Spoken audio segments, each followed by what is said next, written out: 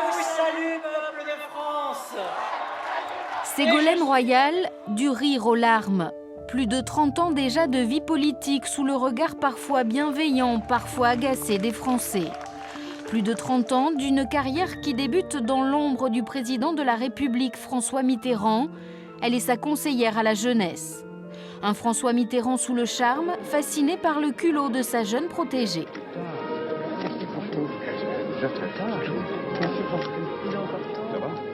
Ce jour de 1988, alors qu'il vient d'être réélu à la tête du pays, Ségolène Royal réclame une investiture à la dernière minute pour les élections législatives qui vont suivre. Ségolène Royal n'a peur de rien. Elle se retrouve parachutée dans les Deux-Sèvres, une circonscription rurale totalement inconnue. Qu'à cela ne tienne, elle trouve la force de convaincre les électeurs, elle déjeune avec eux. Et contre toute attente, elle fait son entrée à l'Assemblée nationale, tout comme son compagnon de l'époque, un certain François Hollande. Ce succès marque très clairement la naissance d'un animal politique. Cette victoire a bluffé le président François Mitterrand qui nomme Ségolène Royal ministre de l'Environnement dès 1992.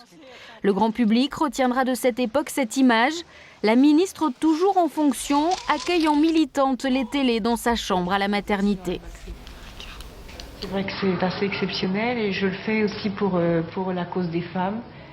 Au fil des années, les équipes changent, Ségolène Royal reste. Elle sera membre de 4 gouvernements de gauche.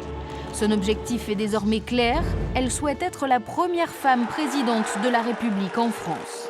Elle gravit les échelons étape par étape. En 2004, elle devient présidente du Conseil régional du Poitou-Charentes. Elle est la personnalité de gauche préférée des Français, la chouchou des médias. Le 16 novembre 2006, elle reçoit l'investiture du parti. C'est elle qui affrontera Nicolas Sarkozy lors de l'élection présidentielle. Et les parents et les familles qui vous en... Et les parents... Non, je ne me calmerai ne montrez pas du doigt avec non, ce... si.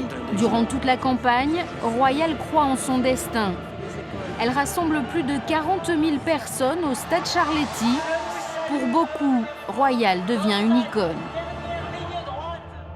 Monsieur Sarkozy, ce n'est pas le général de Gaulle. Cela ne sera pas suffisant.